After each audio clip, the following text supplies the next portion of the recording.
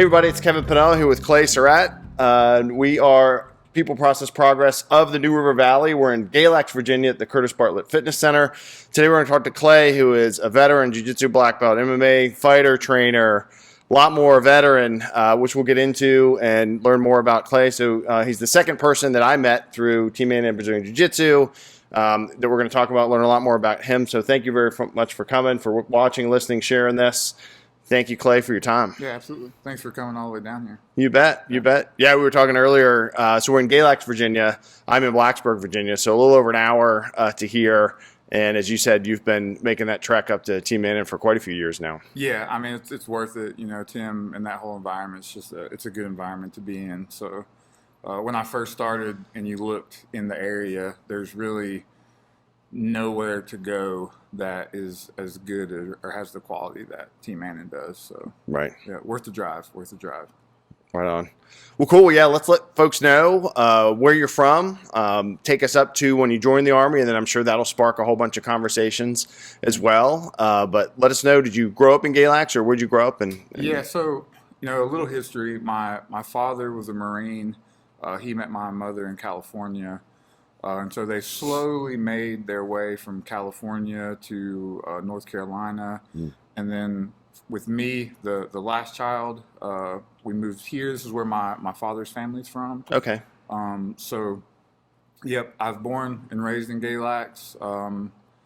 You know, played basketball, was, you know, probably a latchkey kid. You know, I was a little handful. Sam, the owner here, probably tell you he's known me since I was a young kid. Him and his son Curtis were in my life for a long period of time. But yeah, grew up here. My brother joined the military. My brother Kyle, and then my brother Frankie joined, and then my brother Clinton joined the Air Force. Wow. And then I was like, well, 9/11, let's go get some. Let's go see what's going on out there and serve the country. And I did that about 2007. Okay. Yeah. Joined the Army. Yeah. And how long were you in for? 7.5. I did some reserve time. Gotcha. When I got back from Afghanistan, I decided that I'd seen everything I wanted to, you know, in the military. So I got out, did a little reserve time because, you know, there's that 8-year period where they can call you back. Right. So I wanted to serve that out. So I did, you know, some time in the reserves. I wasn't really present for that. You know, I got back from Afghanistan. I was just like, I'm not doing motor pool duty in the reserves. So probably not the right answer, but so overall finished out that time, and then just tried to find my way in the civilian world, transitioning out of that time period from the military to civilian life. Yeah, it's interesting that conversation you have on your way out where they're like, well, you know, you still owe this and we could call you, and you're like, cool. Yeah. I don't think I'll show up every weekend or one weekend a month or what, you know, whatever. But yeah, it's a tough one. Tough one when you get out. Yeah, yeah. You know, you definitely, you know, the GWOT time period. There's a lot of veterans who can probably understand where I'm coming from. Is you felt like a little bit like something was off during that time period. What you were there for wasn't really what you were there for. Right. But at the end of the day, despite it all, no matter, you know, the politics and all that, you do something that is greater than yourself, which is what you hear all the time. Sure. But you also have some of the best memories with the people that you serve with. So whatever the greater scheme was, it's really kind of a small part of the experience of the brothers and the people and the experiences that you have when you serve. More about that left and right of you person and who you're putting in work with, and yeah, that cliche, you know, the Black Hawk down. Like, it's about the guy to my left and my right. Right. But you know, it really kind of is. Yeah, it really is, and you know, that's why I guess that cliche is famous in a sense. Right. Is because there is some value to it, but you know, I wouldn't take any of it back. You know, no matter. You know, I'm sure some people would say, "Oh, you just did whatever the government wanted you to, or this and that." But you know, I wouldn't take it back. And I think all young men, in some way or another, want to know what it would be like to serve in combat. Right. And that's, I think that's natural. And that's, honestly, what's, kind of took me towards the MMA coaching and jiu-jitsu and Muay Thai is that same kind of mentality and brotherhood can only be replicated in the civilian world, in my opinion, in that kind of environment, in the MMA and the combat sports world. So I hope that some of my experience, translates over to coaching in that way. Yeah, that's a great point. And that's actually something I was thinking about on the way down here. So I was a pre-GWOT, like peacetime guy. Like, what do we do? I was a corpsman, working critical care, saw dead people, was not shot at, which I'm not heartbroken over. But to your point, you think about, okay, what would I have done? Could I have done? Should I have done this? Like change it, add more time. But to your point, folks that have put in no service or wonder, or not wonder, but are like, I would just do this and have no idea what you would actually do. Whether it's someone that's injured, someone that's shooting at you, your buddy that's got shot, or something like that. That's a huge perspective. And for me, I think I'm on the fence of like mandatory service versus, Right. Something for the benefits of it. Probably a much different perspective on, a couple decades of combat and then your time in combat as well, of whether you think that our young men or women should know, like, hey, everyone's going to do a year or not. Do you have any thoughts on that, on kind of like a mandatory service type thing for American youth? Yeah. I mean, I think that having the option is good, of being able to choose whether or not, because it's not for everyone, Right.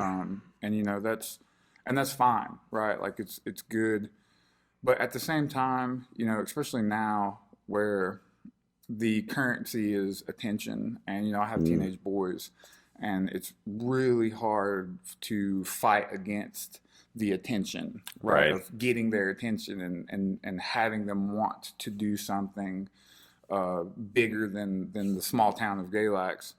So, some kind of mandatory service would help a lot of people, I believe, but simultaneously, you don't want someone there in the barracks or on your side that like forced to be there. Doesn't really want to be there all.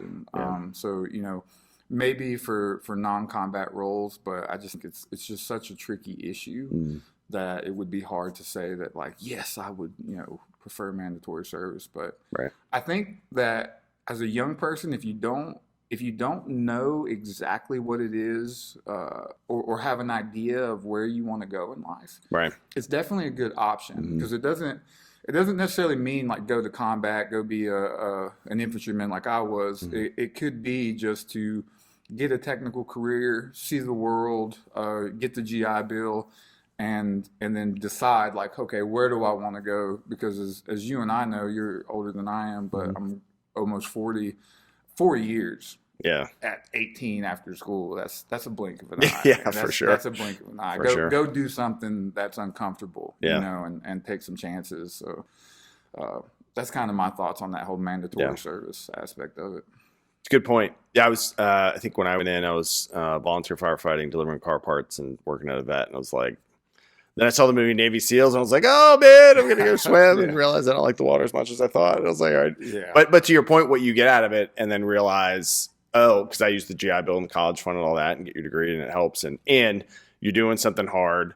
You either love it or you don't. I really liked being a corpsman, working critical care, that kind of stuff. And I don't do that anymore directly, but now I'm in healthcare IT. And the perspective, and to your point, like my college was that. It wasn't like going to college and, frat parties and all that kind of stuff. And the bonds I have with those folks, some folks are like, why do you like go to reunions and stuff? I was like, my friends I served with more so in college, different perspective. But yeah, and the bond you talk about, I do morning jiu-jitsu class mostly, and you're like struggling with people and your ups and downs, and it was awesome. It was a horrible day and this kind of stuff like that. How did you bridge that then? Did you start training when you were deployed, when you were overseas in like jiu-jitsu or stand-up, or had you had any of that training before you joined the Army? Yeah, so the way I got into it is actually kind of a funny story. So I was in Missoula, and I was just walking around the FOB, the forward operating base, so large base, not the outposts that we had in Afghanistan.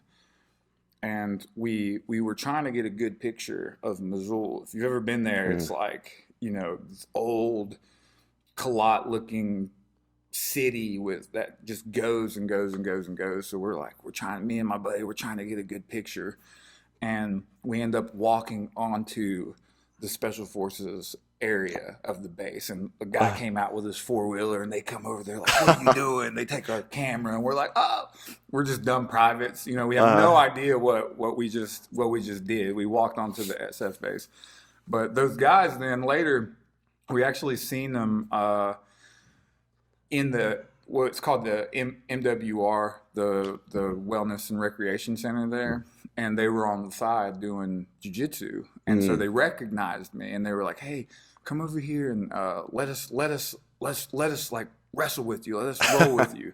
And I was just like, okay, I'm a young man. Let's I'm go. like, heck yeah, let's figure this out. And they just wrecked us. Like, they just owned us. Good guys though. I mean, they didn't like hurt us or anything, but that's when I was like, what is this? Like, what are you guys doing? And he, the guy was really kind, and he kind of explained what jiu-jitsu was and all that. And then so from that deployment on, I had continued into jiu-jitsu. I fought at Fort Hood and at Fort Bliss in the like post-combative tournaments, and that was like the bulk of my experience. Okay. I never stopped training, and you can look online now. They have these combative tournaments, which when I was in, it was really interesting. You would do a day, so it was like a 3-day endeavor, and day 1 was just jiu-jitsu. And so if you win, you go on. Day 2 was kind of like the Valley Tudo, where you can open palm hit on the ground. And then if you won that and you were top 3, that Friday, the following Friday, you would have a full like cage MMA fight. Wow. Yeah, and that was just, during that time, it wasn't like it is now. It wasn't about being this prize fighter or Conor McGregor or being, this figure that everyone knows. It was just kind of, I think it was a brilliant way for these units to prepare us for combat. Right. Even if you're not fighting, the camaraderie of the Friday night like fights was just a really, really intelligent way to, I think, build that closeness with the units and with the soldiers. So that's when I started, and I've never stopped. I've never looked back. So I did it all: MMA, kickboxing, boxing, all of it. That was kind of my. It is interesting. It's escalation of see if folks can handle quote just grappling, which is hard enough. And then to your point, now we've got some strikes in there, and then okay, if you make it through that, now it's like full on. It's go time, right? Yeah, for everything. The whole shebang. Lights, smoke coming out. Everybody's, I think I have one YouTube video where one of my guys in the unit took a video of one of the many fights. But again, I wasn't doing it thinking like I'm gonna go to the like UFC a career and stuff. Be a guy. It was just like. It was honestly, it got me out of PT in the morning. Yeah, because I could go train with the combatives team. Which, cool. Like arguably twice as hard. Right. But for some reason, it just felt like I was winning because I wasn't doing, the litter runs. The first sergeant. So, yeah. That's cool. That's really cool. And then, so you carried it on when you got out. You came back here, and then that's when you started your track of training. You mentioned going south, going north. How did you keep up your grappling and striking skills? In addition to, I imagine you've put tons of time in on your own, right? Yeah, just trying to find good people that to train with. There was still a good friend of mine, Stephen Ford. He's in this area. He was he's probably him and Tommy Sharp. They're older guys now, probably around your age, but they were the traditional sense of what martial artists were. They were really big on the conditioning, had really good knowledge on stand-up and some of the groundwork, and just trained. Right. Just trained, and I learned how martial arts could be a way to subordinate the ego, using some Jocko terms. Sure. As much as it was less about me being better than you, me being this, me being that, and more about learning how to understand yourself through martial arts, right? So it's like some people maybe could sit and meditate. You do sometimes, but some people, they need the movement and the motion to get that kind of that meditation and to self-reflect and to understand yourself. And with those two guys, they really did a good job of, you know, training hard, training me well, and teaching me that martial arts was more than just beating the crap out of each other. Right. And yeah, so I trained with them for years and years and years, and occasionally still do. They're still both really good mentors in my life. And if anybody in this area knows them, they've nothing but good things to say about them. Nice. But then I took it further. You know, I contemplated fighting, professionally while I was using the GI Bill. Right. And that's one beautiful thing. Again, if you do 4 years, is like the GI Bill gives you some time to transition out of the military. I will say some people use that time to fall into bad habits when they get out, and I think that's a large contributor to PTSD and a lot of the suicide that we see. Yep. But during that time, I went to 8 Points Muay Thai in Winston-Salem, and I trained out of there for a while. Great guys. Everyone was, high-level Muay Thai. You know, as the best I could find in the area as far as striking goes. But, you know, obviously in Afghanistan, we were in combat pretty heavily, took some losses in our company. So what comes along with combat is traumatic brain injury and those kinds of things. So, you know, you start to see at a young age the signs, and you're like, okay, maybe getting punched in the head on a regular basis might not be the way to go after, you know, having been in explosions. And so when I was in Afghanistan, I was the Carl Gustav gunner. So Carl Gustav is an 84, it's a bazooka, for lack of better terms. Well, so if you look it up, if you research it online, there's two things that will cause TBI. Number one is being the breach guy, the number one guy that breaches the door. I did that. I was that guy, me and my friend Dan McNaughton. Wow. And I was also the Carl Gustav gunner. Those two things are the top two things to cause traumatic brain injury. So because of that, I started to decide that, like, hey, man, this, you know, kickboxing, Muay Thai in particular, probably not the best career path. I still love it. I still train. But in that decision, I looked around for the best grappling in the area. Turns out, took me the other direction. Team Mannon, Brazilian Jiu-Jitsu. And, you know, my first day there, Tim put Miles on me in the stand-up. I laugh. If everybody knows Miles, they know what that means. Yeah. So, it turns out me and him had a good scrap. Nice. Earned their respect, and me and Miles are still friends to this day. What was Miles then? Was he a blue belt even then? Or no? Maybe purple. Purple then? Yeah. A lot of people don't know he was fighting MMA for a while. Before that? Oh, yeah. He had quite a few fights and was pretty good. And, you know, he's a dog. Yeah, you know? So, for sure. That was kind of my introduction to open mat at Team Mannon. But again, it checked the box for me of that camaraderie and brotherhood. Right. It wasn't. It was exactly what I was looking for. Like that's what I wanted, and so I've never left since. You know, I needed that kind of relationship and bond post service, and you know, that was where I found it, and I've stayed there ever since. Yeah. That's awesome. Yeah, it's interesting thinking about, you know, the bond, because the bond, like life, I guess, goes like this. Maybe not with the people, but with the art and the day and how it turns out in this. And that just made me think of sometimes when, you know, if I'm not in a great mood, I got smashed, whatever, and my wife's like, you pay to go there. And I'm like, you're right. Because what it, you know, it is, you know, someone else got smashed, you know, somebody else is suffering, someone else has a great day. They look good. They were smooth. They were, you know, all this kind of stuff. Yeah. And that to your point is like, you know, who I used to work calls with in public safety, or like a patient. You're like, nobody understands it either. And I talked to like Adam about this, and I've talked to other folks about it. More in dealing with things, so whether it's PTC or counseling or something like that, when you talk to somebody that has no exposure, you're like, you know, not that they can't be helpful, but it's different when you share tough stuff with people that also put themselves in those situations, and I think makes such a difference. And yeah, to your point, the bond, like I'm a morning class guy, and there's like morning class group, night class group, all these people that you keep training with all the time, even though we're one team. But yeah, that bond is no joke, and something to maintain for sure, I think. Yeah, I mean, honestly, it's something I've thought about a lot because, I'm on the board of directors with Veteran Bushido Brotherhood. Right. Shameless plug. Yeah.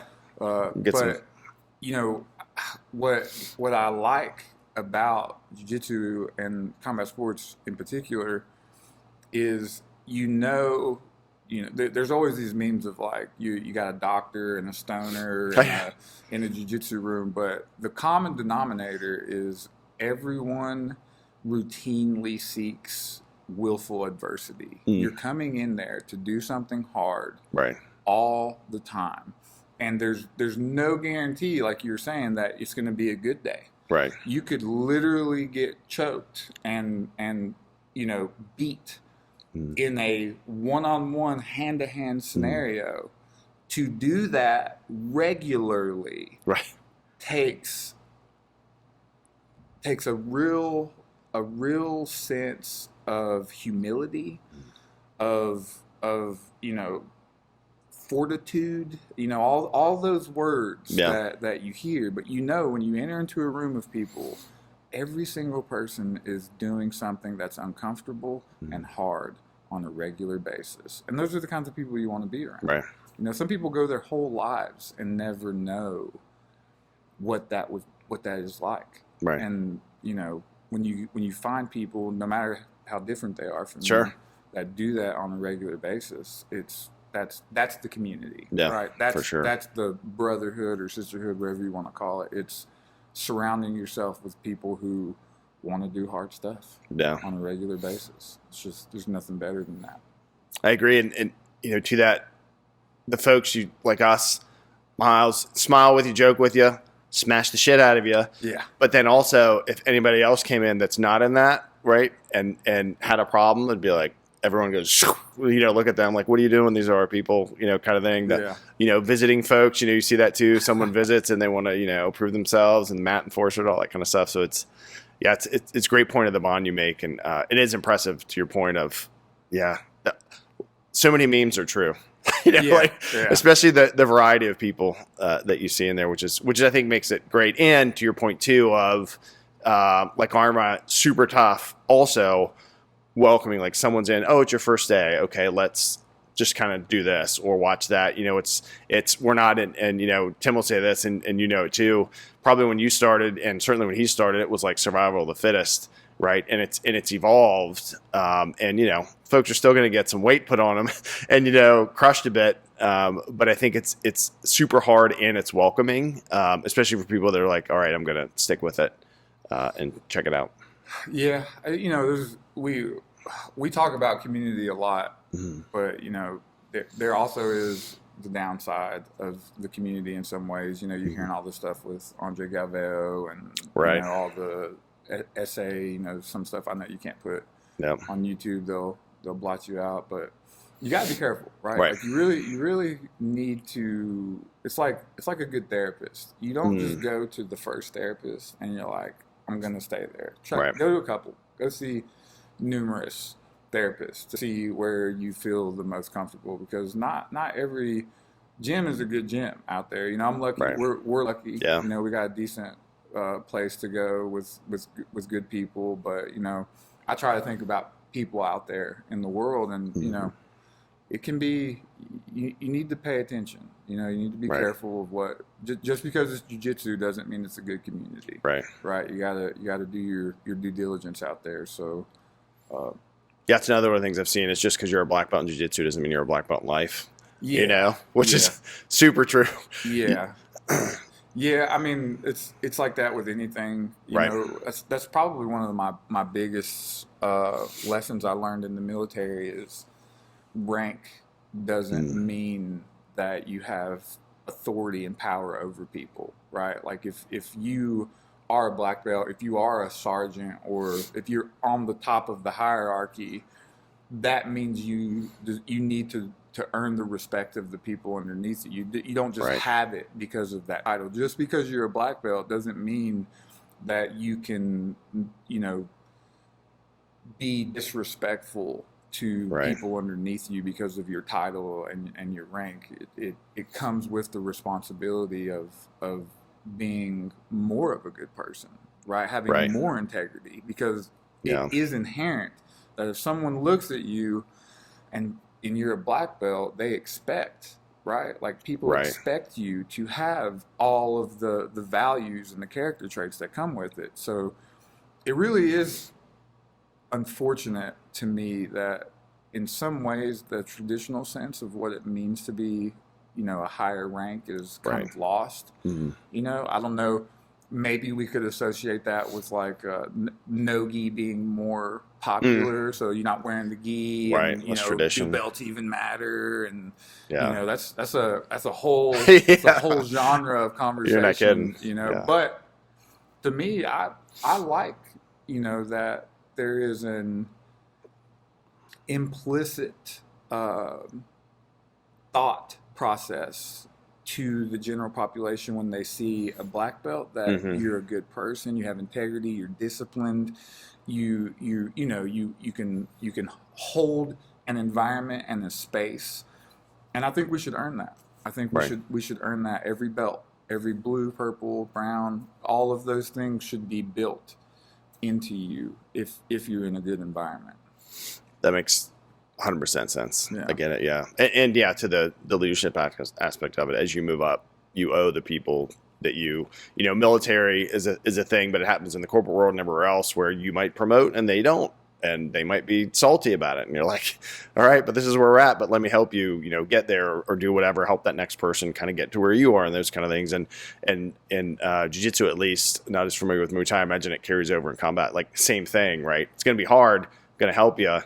But you're going to earn it also, by putting in the work, and there's no free promotions, no free, whether it's at work or on the mats or anywhere else, which is good, because, obviously then you'd be watered down and that kind of stuff. Yeah. It turns into that, like a lot of people talk about it being like the karate era, where, you can go online and you can buy your belts, you can buy all that, but there's no substitute for showing up. That's something that you say a lot. Mm-hmm. Showing up and just putting in the time on the mat. Again, the Jocko flow of subordinating your ego. Right. Like that's if you get nothing else out of it, humility and being humble should be the primary thing. It's actually. It actually baffles me that there can be people at that higher level that are not humble. Right. And having gone through all that. Yeah, for sure. Having done all that time on the mat, how do you end up at, but I think, and there's this, I'm sure there's a term for it. I don't know, but I felt it. I just recently got my black belt, and you this is transparency, is you just don't know if, not that you don't know. I think people get their black belts and then they want to roll less. They don't want to roll as much. They don't because now I'm a black belt. If I lose, then I can never lose. I can never lose. Gotcha. Right, but and then also if you as a blue belt and me and you are rolling and you like get close to tapping me or whatever, now it's like, oh, I'm a black belt, that shouldn't happen. Or I'm a black belt, why? And then there's a mystique, right? Everyone thinks that, because you're a black belt, that I have this dim mot. Like I touch you and you're like, and that's the end of it. But it's not that at all. Tim gave me a book, and in that book it says something along the lines of, if you're gonna do jiu-jitsu your whole life, you will spend the majority of your time as a black belt. Enjoy the colored belts. That's a crazy thought, right? Yeah, that kind of changed the way I thought about it, because I don't want to do that. I don't want to turn into this person that won't roll with my students because I'm a black belt, and I don't want to, get caught or whatever. Yeah. Or somehow if I do, it like I guess the fear is that it diminishes my, again, authority Right. or my power, but at the same time, I think I lose any respect, you know, if I'm just standing on the side, and I think that's what happens. I think people sit on the side Don't more roll as much. than they roll, and so you lose sight of the very thing that is the most beautiful about it, which is losing, and learning, Right. and being a white belt. Yeah. Being a white belt all over again. So that's something I'm trying, you know, to not fall into myself. Is, man, I gotta keep staying on the mats. I gotta keep rolling. I gotta keep putting myself out there. If a purple belt or a blue belt gets me, you know, Cody is Good a to know. blue belt, Yeah. but he's got 6 years of D1 wrestling. Right. He's gonna. I rolled with him the other day. I was he's like, gonna get me. Yeah. You know, Yeah, there's he's another good. guy. There's Frank at our gym. I mean, he's just good. Yeah. What you do? I'm a black belt, but like, hey, he's gonna get me sometime. Right. You know, if we roll 100 times, 10 of those times, maybe he gets me. But guess what? Yeah.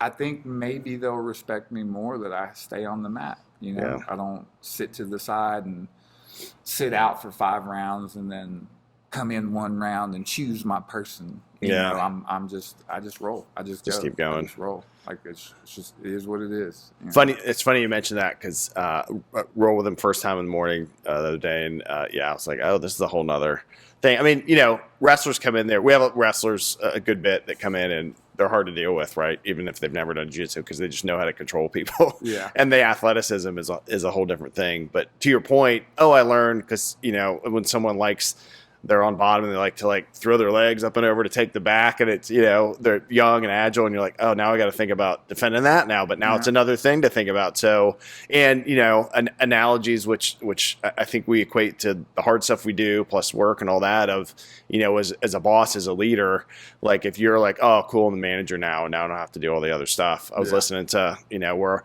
lot of folks, I would imagine that train are Jocko fans, veterans, all that kind of stuff. No surprise, right? But listening on the way down, and I think it was the Soldier's Handbook from Korea in his latest episode, and talking about, you know, they don't help carry things. The leaders, you know, poor leaders was good leadership stuff, bad leadership stuff. Some of it's pretty obvious what you would expect, what not. Right. But thinking about, you know, I have folks on my teams that have great ideas and they've done things in a different way than I have, and, you know, they're helping change the way we do things. It's like, cool, let me again supplant the ego and get it out of the way and go, cool, let's mix that stuff in, which is it is hard to do sometimes, and it is very helpful as well, to your point. And as you know, someone that is older, I'll be 52 soon, and it's like, all right, these young dudes come in, and I want to prove I'm still kind of that old tiger or whatever. You know, at this point, I'm like an old Labrador Retriever or whatever, but, you know, coming in, but you're like, but, you know, this guy's, to your point, he's wrestled forever. He's young, he's strong, and he knows jiu-jitsu now, so it's like, you know, what are you going to do? Not that you don't try, right? Yeah. Not that you're not pushing yourself and gassed out and feeling like, But yeah, it definitely, that makes one of those days where you're like, man, that was a tough one. I'm gonna go make myself cold and to freeze my worries away or whatever, something like that. But yeah, I mean, he teaches me stuff. Yeah. You know? I'm not gonna sit here and For be sure. like, I know everything in the world because I'm a black belt. Like Cody teaches me stuff. Yeah. You know, his you know, not to go too technical for the people that are watching that may not do jiu-jitsu, but it's like if someone could know where you're going before you know where to go, that's kind of what a wrestler's weight distribution is. That makes sense. And so, you know, rolling with someone like that, you learn. You know, I learn a lot, and you really can. There's so many different minds and bodies and thought processes that you can learn something from every single person you roll with. And again, a cliche. Right.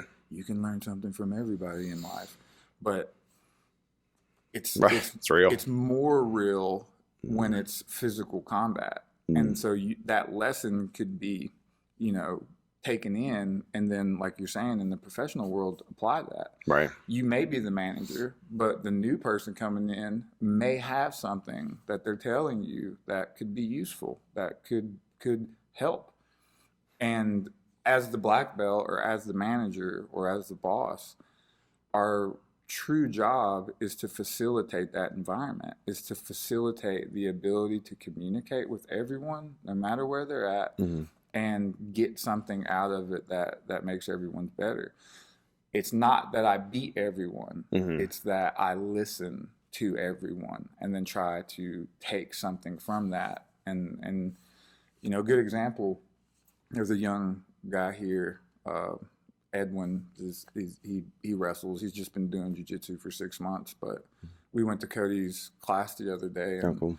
I take what they teach and I teach it here because he's a D1 wrestler. Like, why would I not show, right?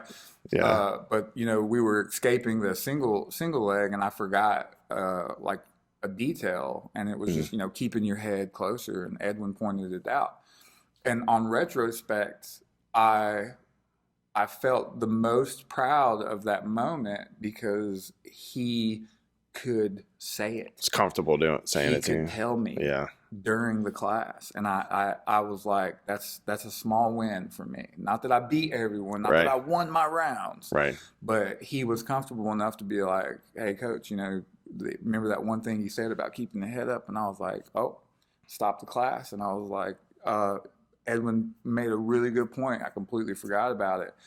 Again, I know it's you know, cliche, but as I go into this and the older I get, I feel like that's the most important part of the whole thing, is just being able to create, you know, not hold space, you know, but facilitating an environment of learning. I mean, that's what the true art of martial arts is. Right. That's why they call them academies. That's why they're, you know, that's why they are what they are, is it should be a place of learning. Right. Both life and martial arts. That's a great point. A couple of thoughts. One, want to get into how you facilitated that as well, and you mentioned Veteran Bushido and a couple of other organizations as well. But also made me think of when you talked about when you started training martial arts and martial arts now, and what I grew up and probably some of what you saw as martial arts, right? Kung Fu theater and those kind of things, and beautiful arts and all those. But it is interesting how over the past, you know, long time now, I guess, but particularly the past at least couple of decades, folks have realized, oh, you know, the real hands-on stuff, you know, is what works. The other stuff looks awesome.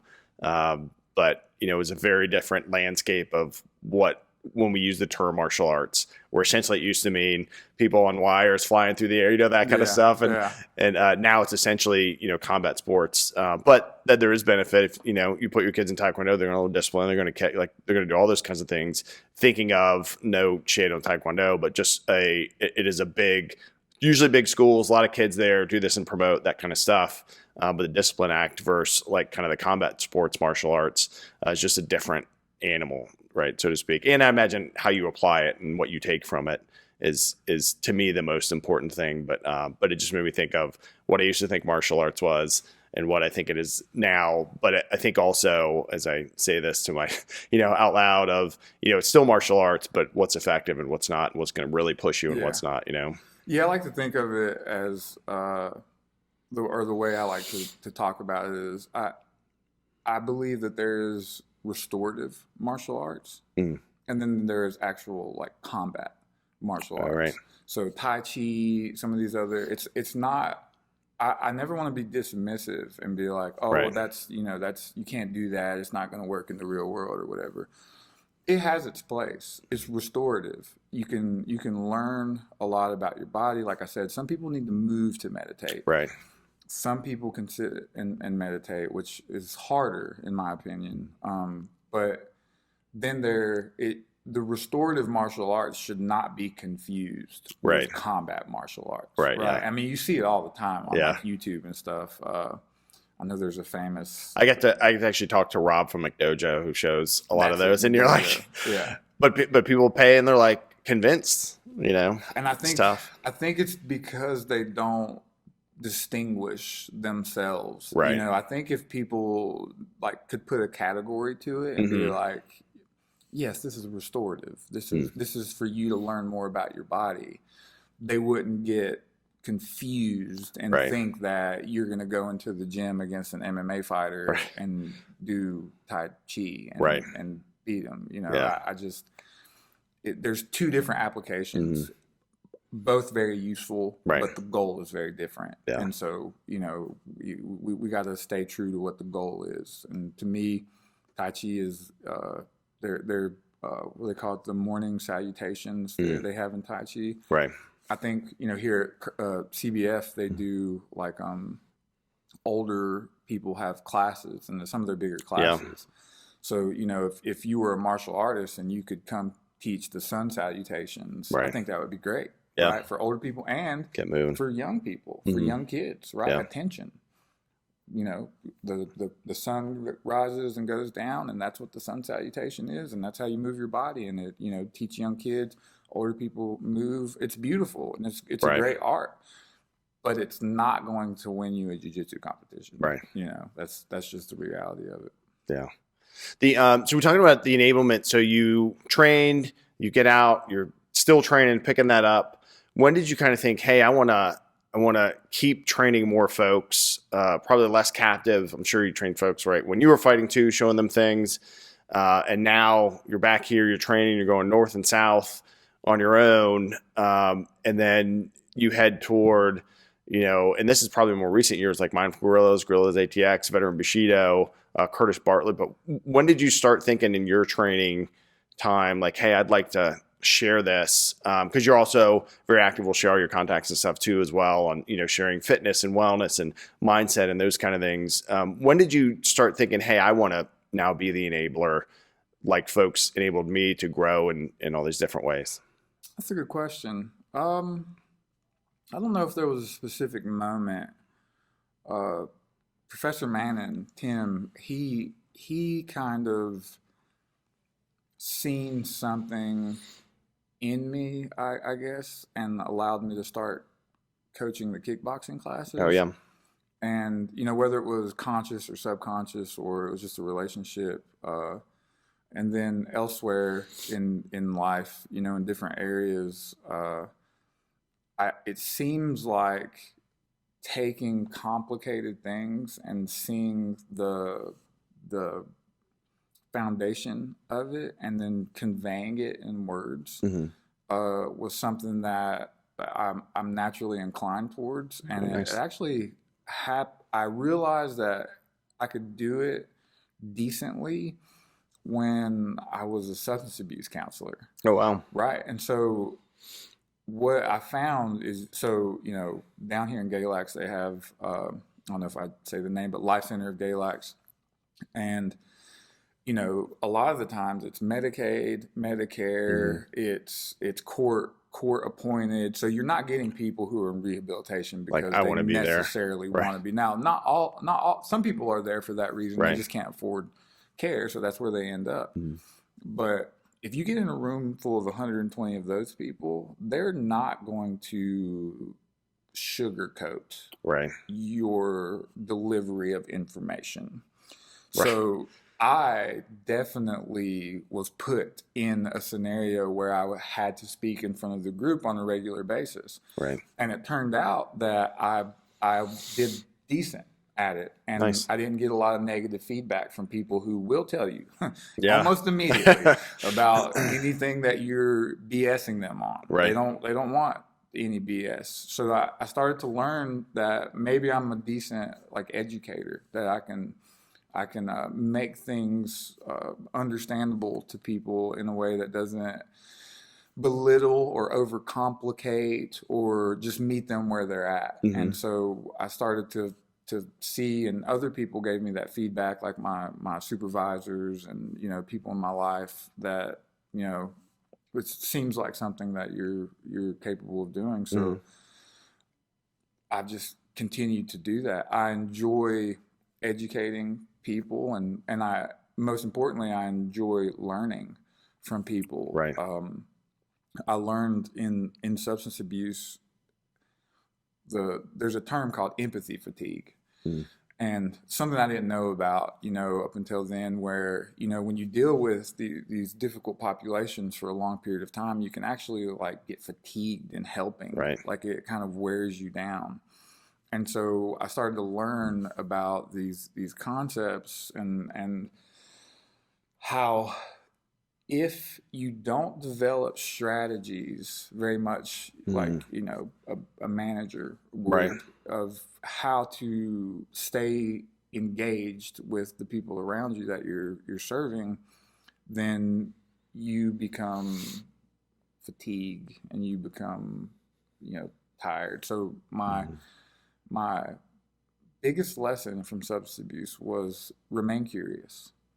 I just tried to be curious about them every day in, day out. Curious about their problems, curious about who they were, curious about what was going on. And in that curiosity, I learned that the best way to educate people is to want to learn from them, right? And so it's just something that stuck with me from then until now, and I've since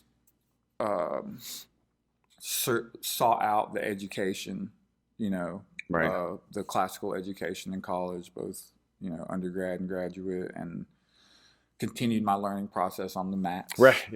And then there were some fighters at Team Mannon that didn't have a coach to go with them, so I went with them. Dustin's a wild man. He would just go to MMA fights with no coach, and just, if he got hurt, I guess he was driving himself to the hospital. Wow, Lone Ranger. So I wanted to facilitate the brotherhood that we've experienced for those guys. That's awesome. And remain curious and learn from them, and maybe help them along the way. Right. How did you get into substance abuse? Was that not long after the military? Was it kind of a transition period? So I actually worked over here at the hospital at Twin County. And during that period of time, I was working as a security guard. Not many jobs out there for infantrymen other than like law enforcement or security. So I took the security job and did my bachelor's degree at the same time. Oh, wow. Hybrid at Old Dominion. Okay. So once I completed it, I'm looking around for jobs that are related to psychology. So I became a behavioral health technician at the Life Center. That's like a what do they call nurses that like a aren't quite nurses? Oh, like an LPN, person RN, or a nurse assistant? CPN. Certified CNA. Nurses, CNA. Yep. CNA. Very much like a CNA, Gotcha. but at a behavioral health clinic. Okay. So I did that for a little while and worked my way with my bachelor's degree into the substance abuse counseling role. Gotcha. And stayed there for quite a while until, I wanted to help veterans. So I got into the veterans, they call it disabled veterans outreach specialist with the Virginia Employment Commission. Okay. So I left there to kind of to find my way, to see like what I wanted to do with the veteran community and all of that. Right. So yeah, my psychology degree kind of led me there. And then I learned a lot of lessons, and then wanted to take those lessons and see where I could take it. Right. Yeah, you mentioned being transparent, right? Which you have to be for folks that are in not great places that don't want to hear nonsense. What's another big lesson that you took from substance abuse counseling to becoming like you're the go-to fighters coach at our gym right in the area, and a lot of places I would say you're there for a lot of folks. Like, what's another thing in addition to being straightforward, which I imagine in the fighting business you also have to be, like whether someone's doing something, not doing something, that you apply now still that kind of sticks out? I'd say another principle that I live by is, it's the weirdest thing, and I would get people at the substance abuse clinic where they would come in and I swear they could tell you, they could read you scripture, they had the education, they had everything you needed to change. Right. But the number one thing that you need with your wisdom and your knowledge and your education is application. You have to apply to your life what you know. If you don't apply it, Right. then you just know it, which is very different than being able to actually do something. So that is something that I try to give to, you know, the fighters or Right. to people that it's not, you know, I always tell them it's not that I have some knowledge that they can't get somewhere else. Mm-hmm. I just make sure we take the time to throw in combat sports a 2, so a rear hand, whatever your rear hand, whether it's left or right, it's the rear hand. We're going to take the time to apply that as efficiently as possible. I don't care if you're a pro fighter. I don't care if it's your first day in class. We have to apply proper technique to this movement over and over and over Gotcha. and over. Building that muscle memory. Yeah, if you don't apply it, you just know it. Right. Right. And, you know, they probably, you know, we've been doing a 2-3 for like a month and a half now. You know, it's not all we do. Right. But like the warm up and all that, once we get there, is we apply that. Because it translates into every other aspect of every combination, every kick, every movement is built off of the 2 and the 3. If you can't do those 2 things, then everything else is just going to be off balance, right? If you can't apply your wisdom or your knowledge to your management, right, then the business is going to be off balance, right? That makes sense. So that's kind of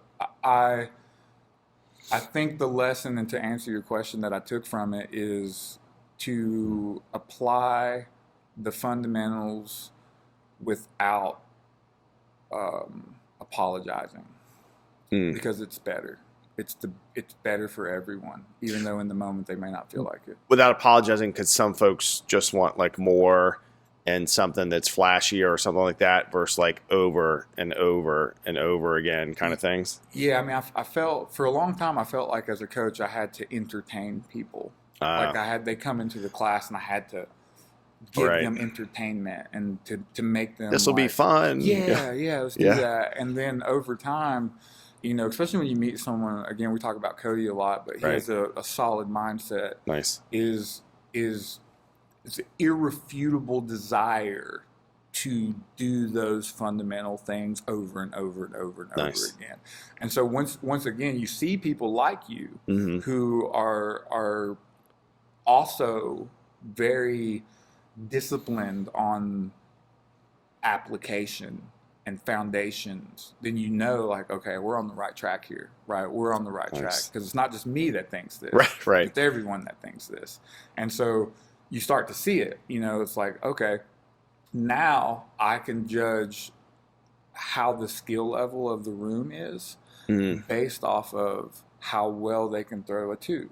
Right. And now it's not just me entertaining you with this long combination or this fun thing over here, or let's just spar.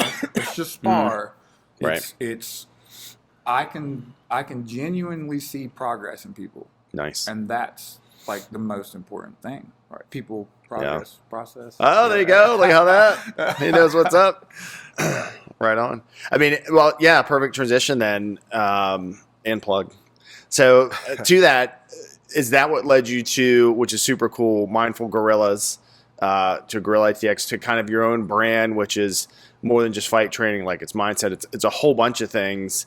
And I've, you know, followed, we're back and forth, like, you know, which is cool, you know, you're training as well, getting certified and here, but really leading into your own kind of mind and body space, I'll call it, for lack of better terms. But is that what kind of helped you go, you know what, I want to brand this now? And where did that come from? So it came from the University of Health and Performance. There's a guy, Matt Hesse. He's a brilliant man, and he was an Air Force veteran, and, you know, entrepreneur doesn't even begin to describe him. But he has built this, you know, back when I went, it was literally just a beaver dome, which is, if you could imagine in your mind, like this long sheltered tent like thing that has like racks like these in it. In there. That's all it was. But his vision was to pull in veterans post-service. Oh, nice. and then get them personal training certifications for possible awesome. employment. Right. But the funny thing is that when you get there, you're like, oh, I'm just going to train at this cool facility. But it turns into this, I won't say mental health program. Right. It is now. Now they have integrative health coaches, which is nice. very much focused on mental health. But they snuck in, having these, they call it holding space. Okay. And so in the evenings there was this fire, and you had the opportunity to come share about your trauma or about your life, and it was just such a pivotal thing for a lot of people. Right. Like it really was. And it was for me too, even though I never shared because I'm too shy. But they actually had me do the closing ceremony speech, and I cried and stuff. Yeah. And I was like, what is this? Where is these tears coming They're from? like, it's working. I was embarrassed. I still am. If y'all are out there, I'm still embarrassed. But good job. Yeah. So UHP and there's a gentleman, Johnny Martin. Okay. Hopefully one day you could get him on here. Sure. Yeah. They just really emphasized how holding space and talking and building more than just physical fitness, but also like being a part, not just being a part of a group, but sharing with that group, being vulnerable, talking, all of those things. So that experience made me think, okay, how can I do this for the people in this area? Like, how can I bring this back to the people around me? And so that's what started. It was, it's still Mindful Guerrillas. And, I had an idea of doing something with that in the mental health realm. But it's transitioned and turned into it like guerrilla athletics, guerrilla asymmetric warfare on a larger entity. Nice. So, a small group of people in Galax, Virginia, supporting a larger and going against bigger entities. GUE, not GOR. Yes. Right. Yeah. So I've actually had that name for about 6 years as a registered business. And so, I'm still working on how I'm gonna fully integrate that into the community.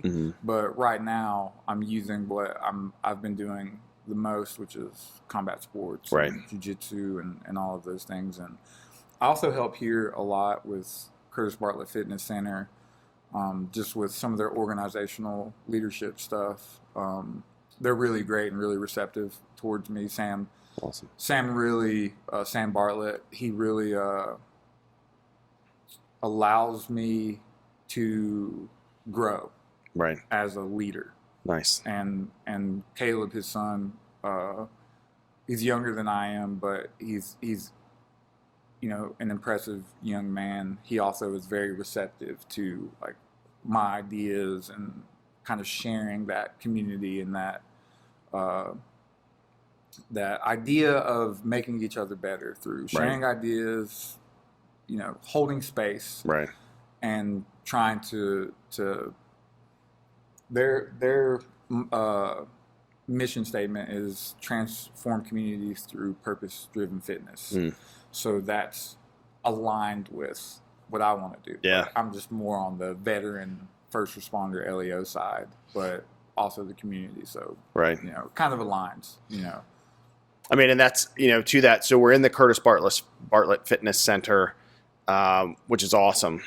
And that's a big deal. You have big connections to that. So let's touch on that. And like we talked about, like you shared, definitely want to in the future come back and focus on this more in Curtis's story and stuff. But can you give us a window into who he is, but who he was when he was here, what this center's all about, and how you got connected to touch on? Because now you'll be more so, and we'll show, and we'll do a tour video and stuff, but like show your space and all that kind of stuff. But give us a picture of Curtis and the fitness center here. Curtis, man, he had been my friend since I was probably 13 years old. He taught me how to drive a straight shift in his white Mustang. I was probably a thorn in Sam's side for a lot of my youth. Curtis was like, I was talking about curiosity being like this intrinsic motivational fuel. Right. He just was curious about everything, and he would do anything. I mean, it was hard to keep up with him, honestly. Huh. When I was a kid, I thought fun was, partying and drugs and all of the small town stuff. You think where I'm at, it's such a small area. There's nothing cool to do. Right. But Curtis somehow, and I got to give credit to Sam and Linda, his parents, just made everything about life seem fun. Wow. I mean, we would have, zip lines. Oh, wow. I mean, you name it. I mean, he had like mopeds that looked like motorcycles. We would go jump off like rocks and do flips. I mean, it was anything that I thought would be this mundane, like boring thing. He just made it fun. That's cool. And he did that up until he passed. He was a veteran. He was in law enforcement, and he just brought. I hate saying this because you watch these videos on like Lifetime, and they're like, he just lit the room up. Yeah, I hate that, but he really was like this ball of motivation that people just wanted to be around. You just wanted to take some. Yeah, you just wanted some of that energy and that motivation that he had, and he just that's cool. Made people feel like that around him. Right. He did it effortlessly. It wasn't even before CBF. He had law enforcement in the basement of his house. Wow. He was training people. He would be training his little brother Caleb now, and all his friends, and he wasn't even like trying to be. That's just how he was. Wow. And so he got pretty popular on Instagram or YouTube with the RSP nutrition stuff. Had some viral videos. Nice. And that's a small part of who he was, but that's how a lot of people know him. Okay. And then when he passed, the community here rallied around Sam and everyone, and Sam and Caleb have and the rest of the family have done a really good job of carrying on that like legacy of who he was and how he inspired people. The term is live inspired. So I feel like it's a big part of who I want to be is to be here and support them. And they've stuck by me too. I was at another place and then they welcomed me back, and it just seems like the right place to be for everyone. That's awesome. Yeah. So if you go on YouTube, look at Curtis Bartlett Fitness Center. That's the name, right? And look up. There's a video, great tribute video. Also, you might cry. Some of us may have got some dust. Yeah. But to your point, his transition too, right? He served, and then they talk about you're not in great shape, and then he went like, he was jacked. I mean, the fitness stuff. He's doing I forget what that is, the flag or whatever on bars and stuff. Yeah. But Juan, when he was in, were you all in at the same time? You were both in the Army, right? I think I was sooner than him. Okay. But he was in for like the Iraq-Afghanistan period as well. And then became an officer after that, right? Law enforcement officer. Yes. Yeah. Well, he actually did like private security contracting. There was that period of time where that was like a really popular thing to do, and he did that for quite a while, and then transitioned over into law enforcement. Cool. But yeah, check out Curtis Bartlett Fitness Center. It's amazing and physically amazing. We'll do a tour for sure. So yeah, that's amazing, and that community bond is huge. It stinks that he's not here, but his legacy's certainly living on, and you're certainly do emulate that in helping folks. And with Guerrilla ATX, and then you mentioned earlier Veteran Bushido Brotherhood, another obviously veteran focused largely on jiu-jitsu, but is there other aspects, combat sports in general? It's pretty much a jiu-jitsu focused organization, right, that empowers veterans as well? Yeah, No? so Jarek was smart. I think initially we wanted to focus on jiu-jitsu, but at the end of the day, it's more about just getting veterans in the door of the gym. Nice. Doesn't have to be jiu-jitsu. Okay. Jiu-jitsu is not for everybody. Sure. So the whole premise behind it is to pay 3 months of any veteran's gym membership. Wow. And it doesn't have to be jiu-jitsu. Now on the jiu-jitsu side, he has a connection to the Jocko cool. Energy group.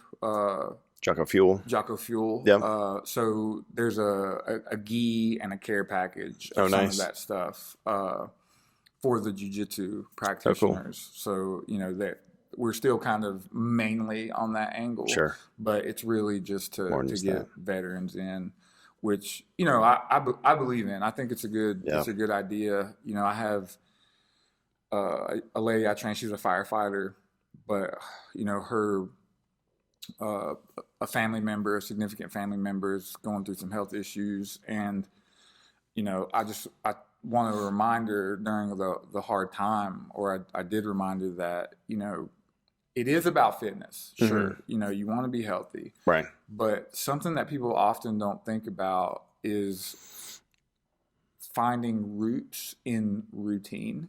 Mm-hmm. And that's something I took from Jay Shetty. He has a book called Think Like a Monk. But when you are having a hard time or you're struggling with a loss, sometimes the best thing you can do for yourself is continue in a routine.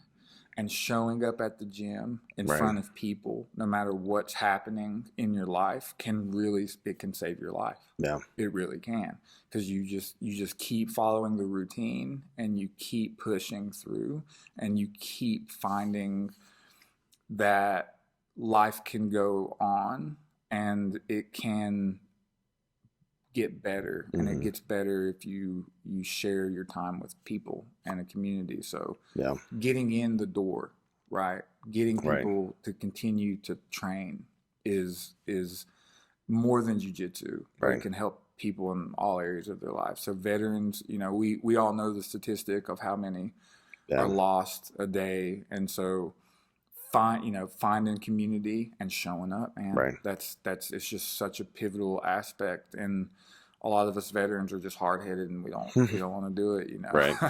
Yeah, totally. Yeah. I mean, another is a lot of cliches work, but movement is medicine is 100%. When my dad was sick, before that, and like all these things, you're like, all right, get up and go to the gym, do something that, and even now when you're quote stable, which no one's perfectly stable all the time, I'll say, but even when you're like, oh, I'll take the day off, like you feel it in your head. I do for sure. I'm like, man, I didn't get that, burn it out this morning or whatever it is.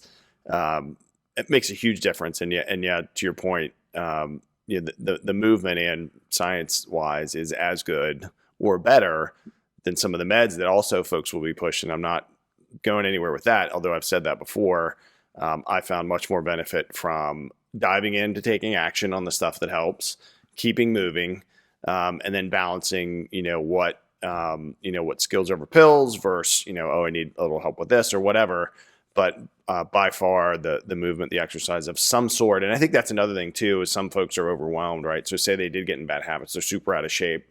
They don't want to go to a gym where everybody's like jacked, or they think they're going to do this, or going into jiu-jitsu. How can folks, or how can we help them break down their mental barrier of, one, you got to get started because it's going to help, but then finding a place. We talked about finding, a gym, and I'm big on it, shared, like, call and see if you can do a trial, see what the environment's like, how do folks talk. But to get to that veteran to say, like, you really need to start moving your body to help your mind, and then do that. Like, how do you help break that down for folks that you've helped? Yeah, that's a tough one. To start kind of hitting on your initial point of, I think a lot of the times, especially, in our current environment, it's one side or the other. Right. It just seems to be like what it's like, and you know, now that we have the ability to focus on that 24/7 Yeah. with a phone, we forget that, you know, life is nuanced, and people can change their mind, and you can feel one way today and change that way tomorrow, and that's perfectly fine. Right.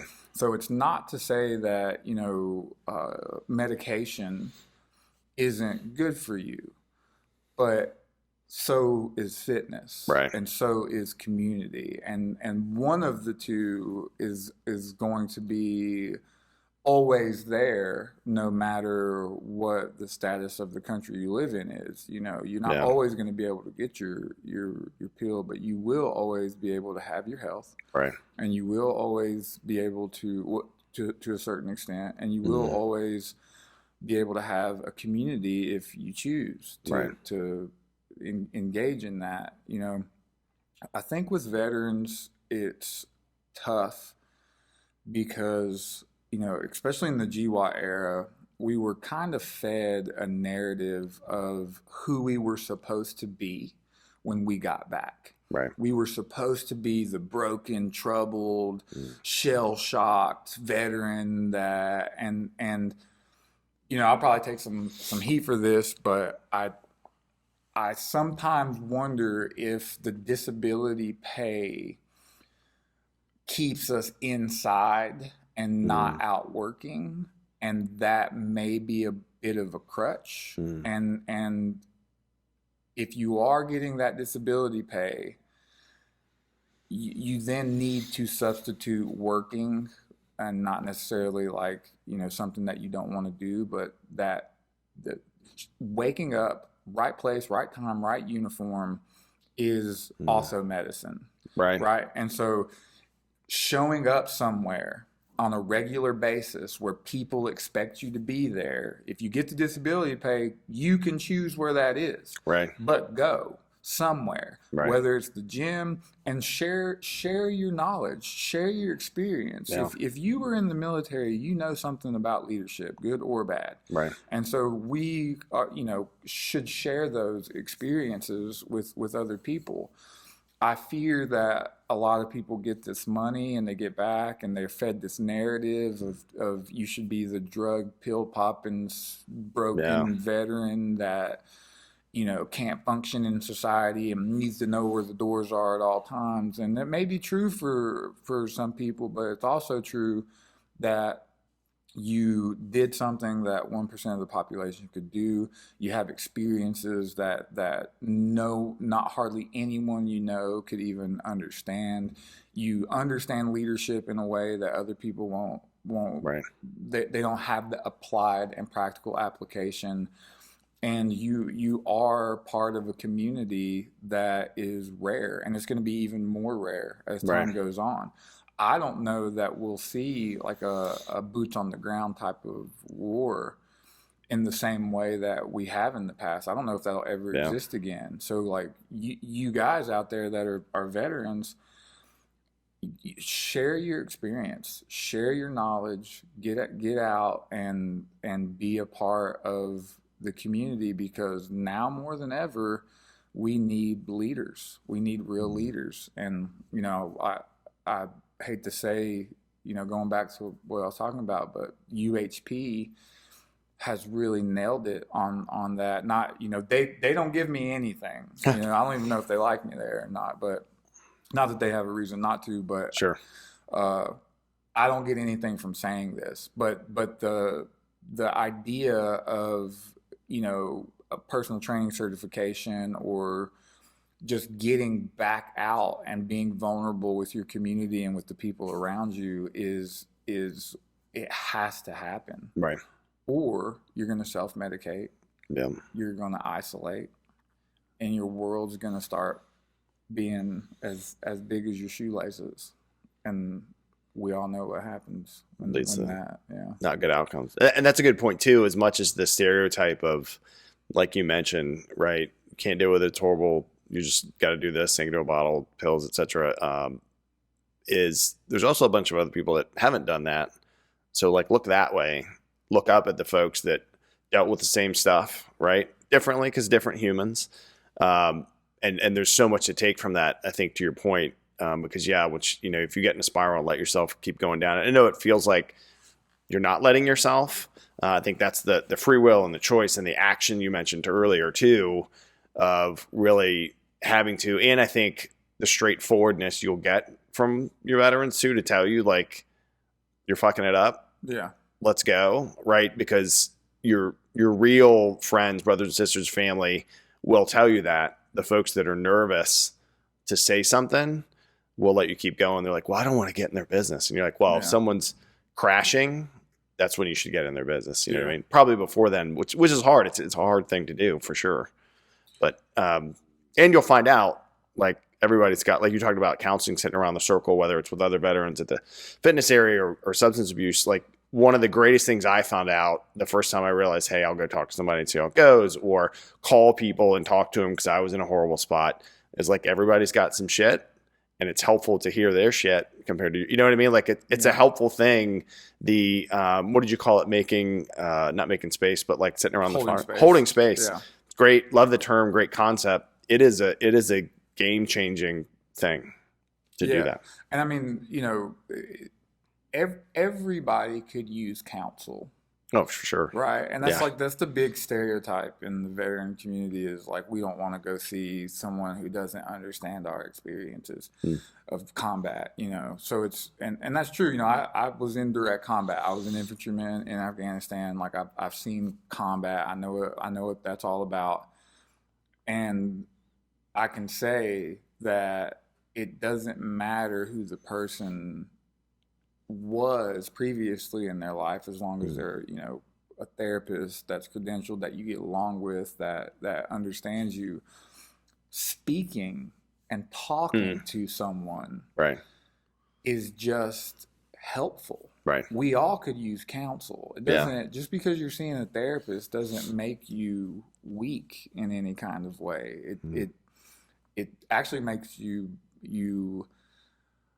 truly a good counselor.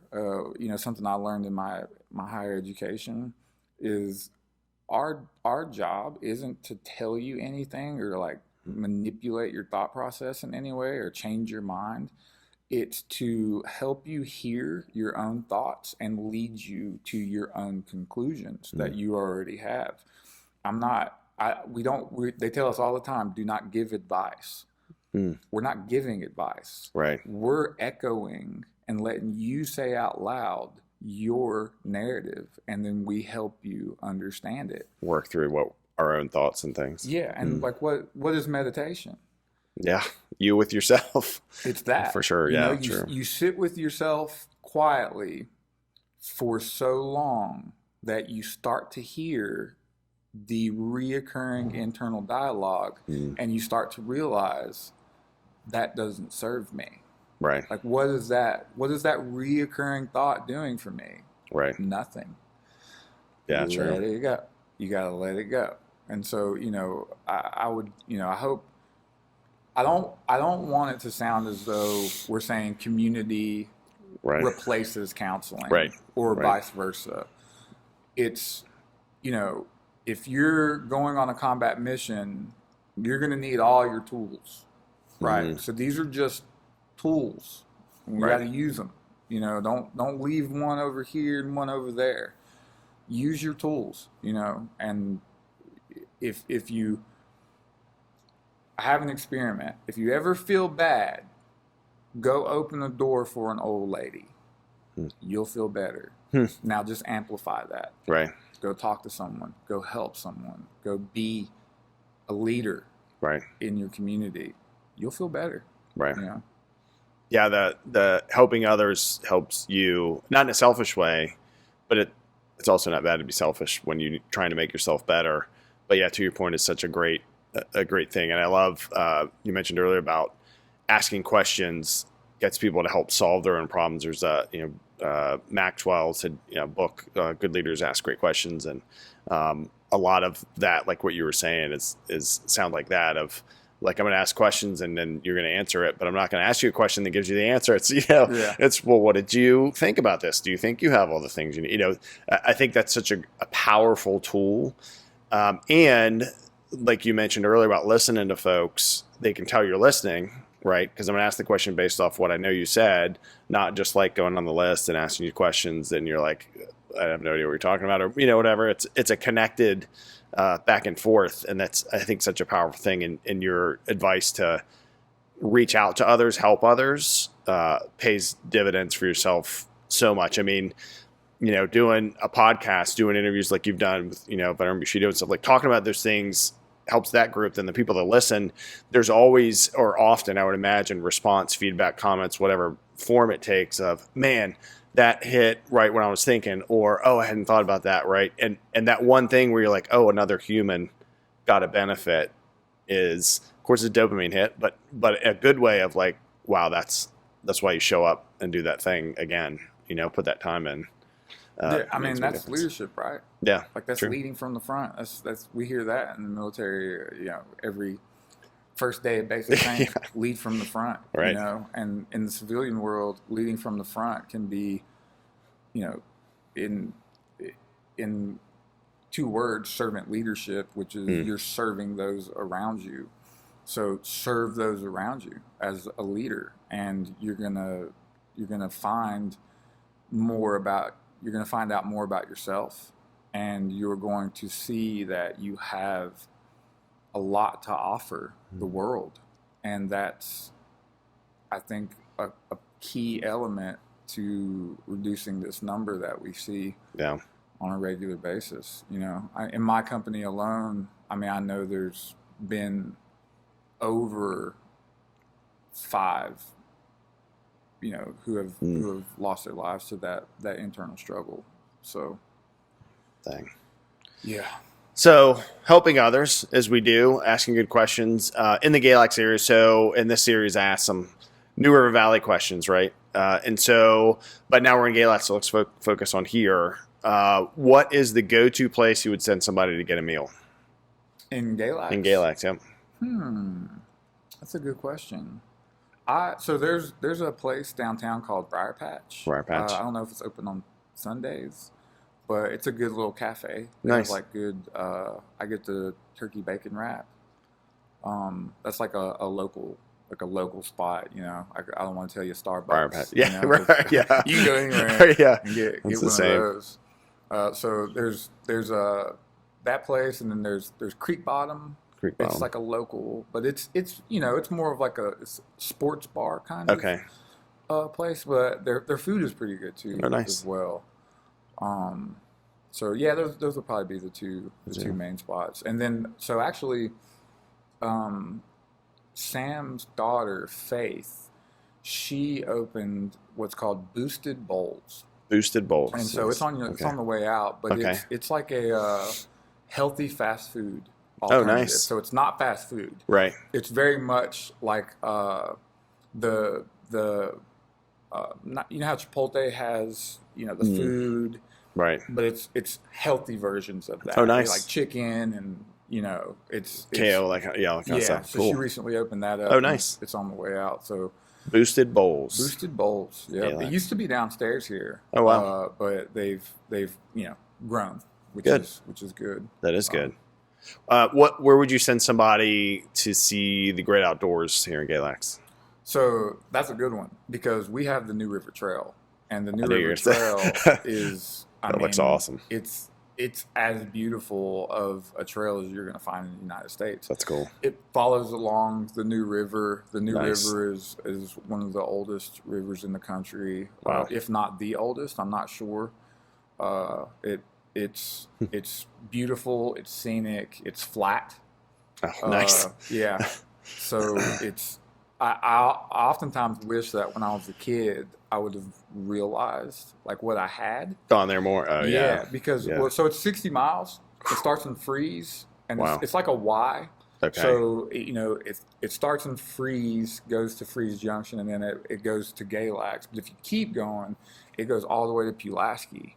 Wow. And through Claytor Lake. So there are parts of Claytor Lake that are along the trail as well. Wow, that's cool. So it's a beautiful trail. Yeah. If you want to do anything outdoor, it's hit the New River Trail. Is that the one that has the bridge? I think I've seen your videos, photos on. Yeah. That's cool. Yep. That's why I was like, a picture was your bridge photo or video. I was like, it's got to be we're there, and I didn't realize that was part of the trail. So that's awesome. Yeah, it used to be an old railroad for the Civil War. Wow. Yeah. Wow. Mm-hmm. Yeah, a lot of.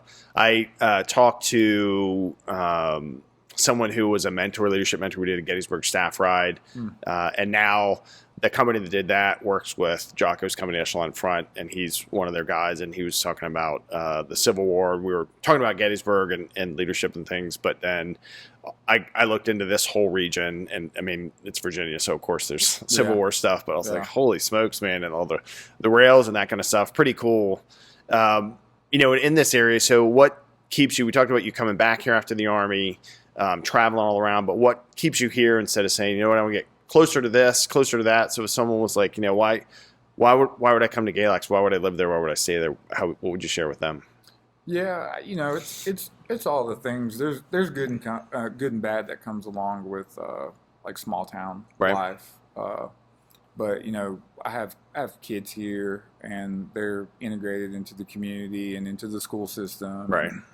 And, it's a small town. Everybody knows everybody, which can be dramatic, but it can also, I think we forget there's also comfort in that to some degree. Yeah. Neighbors actually look out for neighbors. Yeah. For sure. And so. It's the small town aspect keeps you coming back, and home is home. It's good when I've traveled, Iraq, Afghanistan, and all the places in between to get there, and this and that. And I would always tell kids when they're young and they don't have any true obligations like children or whatever to go see the world. But Virginia, there's very few earthquakes, no large predatory animals, right? No large reptiles, right? Clean air, good water, not a bad place in the world to be. Mountains, oceans, everything in between. Yeah, for sure. So I like being in Virginia. I think we will eventually start leaning towards the Stanton area, the Shenandoah Valley area, in the near future. But right now, I don't know why. I just want to, I have my young teenage boys just like, you have a great place to live. You know, don't get stuck in, because there's not, like these party areas or these, giant, teams to go, it's a bad area because Charlotte's just up the road. And, all that kind of stuff. It's not a bad place to live, if you wanted to, but just like anywhere, the employment's tough. It's a former furniture area that lost its the industry's industry. Pulaski got hit way worse than we did. If you ever go to Pulaski, it's really bad. But all in all, not a bad area to live in. So nice. It's kind of what keeps me here. Cool. Well, if folks don't physically come here to train with you, or if they want to, one, how do folks get signed up here? Where do they go? How do they learn about the classes that you do here at Curtis Bartlett as part of Guerrilla ATX? Yeah, so we're on the website, curtisbartlettfitness.com, I believe, and there's all of the Instagram and the socials, the Facebook. They have, you can look up Curtis Bartlett Fitness. Come on. We have our website, Guerrilla, GUERRILA, so 2 R's, 2 L's, online, ATX.com to check it out. But come see us, hang out, come check out the place, because I think, if I'm not mistaken, Kevin can probably tell you this, is you will be surprised at the facility here. It's not what you expect. It is not. I mean, if you're in a bigger town, it feels like for lack of better words, a big town gym, right? Like it's, we did a tour, and again, we'll do videos of that in the near future of, it's just amazing. It's got all the equipment you could want, and then some stuff you don't even know what it does, and then think you might want, which is amazing. And the color scheme, just everything. It's a very, very nice building. Yeah, I agree. How do folks follow you on your various platforms? Instagram is conscious.clay. And then I have Guerrilla Athletics on Instagram. I don't hardly do Snapchat. I try to keep up with my kids, but like I don't understand it very well. Same. Right. So, you know, I probably don't use it the way it's supposed to be. Gotcha. And then Facebook, you know, Clay Surratt. Nice. And then, you know, follow Curtis Bartlett Fitness and all there's a lot of good trainers here, you know, where Caleb is really doing a good job of like building local trainers. And, you know, so if anything, you know, there's a gentleman that works here, Jake. He's making some fun videos. So cool. Even if you don't live in the area, check out Curtis Bartlett Fitness, because there's some fun guys that are working here and making some videos. So check out Curtis Bartlett Fitness. Cool. And we'll do the link in the comments thing. We'll have link to everybody's socials. And thanks so much, Clay, man. It was good to. I think this is the most we've talked, and I started training in 2019, probably. Yeah. See each other every now and then in classes, but good to dive into it more, good to connect. I'm sure we'll see each other online and maybe an open mat every now and then. But thanks so much, man, for your insight, for what you're doing for veterans. Again, we'll shout out to Curtis Bartlett, Veteran Bushido Brotherhood, Guerrilla ATX, everywhere. But I really appreciate your time, man. Thanks a lot. Appreciate you. Thank you. Cool.